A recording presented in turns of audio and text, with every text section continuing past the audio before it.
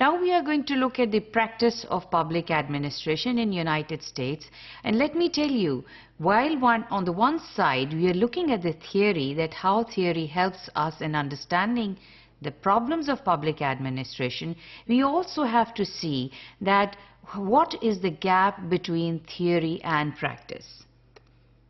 So the practice of public administration happened through the recommendations. जितनी भी जो studies की गई, उन studies के through जो recommendations आई, उसमें और उन recommendations को जब apply किया गया organizational setting में, तो उससे जो तब्दीली आई, उससे एक practice में improvement I.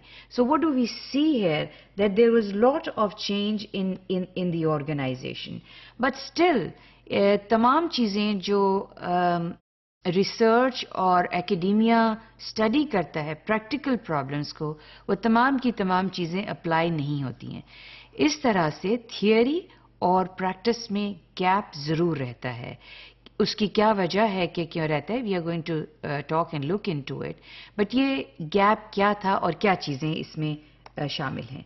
The practice has really, इसमें जो in the practice of public administration theory, the big problem is the problem of that when you make recommendation for improving the behavior of people in the organization, it is very difficult that all people are going to act in the same way in the organization.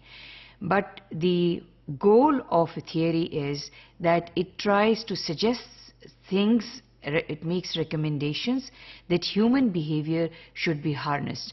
So what we see is कि जो theory है, इसमें human activity को ज़्यादा से ज़्यादा efficient बनाने के लिए काम किया जाता है. इसीलिए आप देखें कि जब theory को study, जब किसी problem को study किया जाता है और academia उस problem को study करते हैं और उसमें से जो results और findings होते हैं उनको जब apply किया जाता है, तो उस रिजल्ट और फाइंडिंग्स को तमाम को अप्लाई नहीं किया जाता.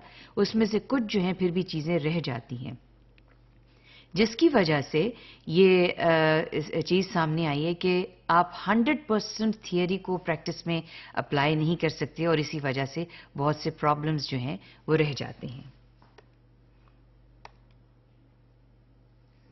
ऑर्गेनाइजेशन इसकी एक और वजह ये भी है कि ट्रेडिशनली जो इंडिविजुअल्स या ह्यूमन बीइंग्स ऑर्गेनाइजेशन में एक काम एक तरीके से बहुत अरसे से करते चले आते हैं, उनके लिए ये मुश्किल होता है कि वो उस काम में फौरी तौर पे तब्दीली ला सकें. लिहाजा आम तौर पे ये होता है कि जब प्रैक्टिस में उन रिकमेंडेशंस को अप्लाई किया जाता है तो कुछ पुरानी चीज़ें जो हैं उसके साथ चल रही होती हैं, यानी ट्रेडिशनल चीज़ें भी चल रही होती हैं और नई इंटरवेंशंस जो हैं उसमें इंट्रोड्यूस की जाती हैं. इस नई और पुरानी इंटरवेंशंस जब ऑर्गेनाइजेशंस में अप्लाई की जाती हैं तो उससे कुछ तब्दीली आती है कुछ अरसे के लिए, लेकिन फिर ये होता है कि आहिस्ता आहिस्ता अगर उस तब्दीली के ऊपर को मॉनिटर ना किया जाए, उसको एम्फसाइज ना किया जाए और उससे फीडबैक ना ली जाए, तो वो तब्दीली के असरात जो हैं वो वाज़ा नहीं होते. तब्दीली ऑर्गेनाइजेशन में किस तरह की चाहिए होती है?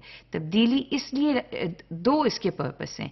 एक तो ये है कि जो ऑर्गेनाइजेशन के गोल्स हैं वो अचीव हों, और दूसरा ये है कि एफिशिएंटली और इफेक्टिवली अचीव हों.